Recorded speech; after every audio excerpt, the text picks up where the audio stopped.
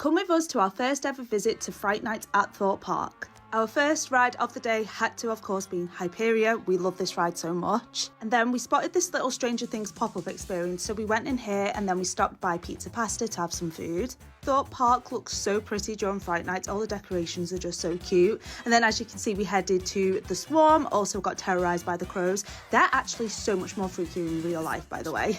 Here I am again, just appreciating the spooky theming, and then we headed on over to Saw the Ride, and the crows were there again as well, truly terrifying. Had a fantastic ride on Saw, and also saw my guy John Kramer at the end. And then we was just taking in some of the entertainment before we headed to Stitches. Wanted to really do more of the mazes, but we prioritised Stitches because we heard it was the best, and we've also been saving for a house, so we've not obviously had much money to spend on all these mazes. But honestly, it was a little disappointing, and I feel like it was overhyped. I'll do a separate video talking about it. But anyway, as you'd have seen previously, we had a ride on Nemesis Inferno, and then I had this spooky apple crumble, and then we just sort of took in some of the entertainment and the vibes with it being our first ever Fright Nights. Here I am just taking in some of the nighttime vibes, and then we headed on to Morecambe Meadow, which I was so excited for this, and it definitely lived up to the hype. It was fantastic.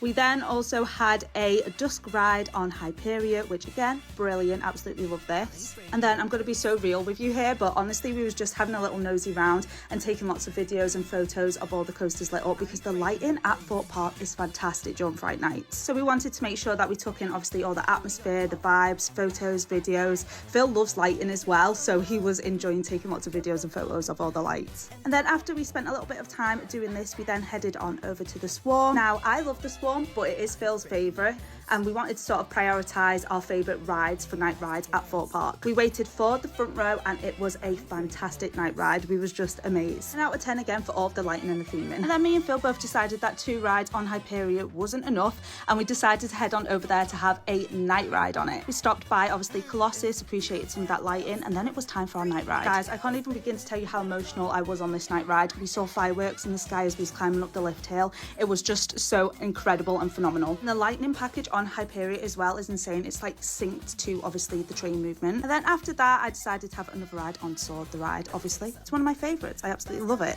Again, as if one walkthrough of Morecambe Meadow wasn't enough, we decided to go through it again, but this time it was pitch black. So I feel like this made it a step up from the previous experience of it, if that makes sense. And then before we knew it, it was the end of our day, and I miss it so much already.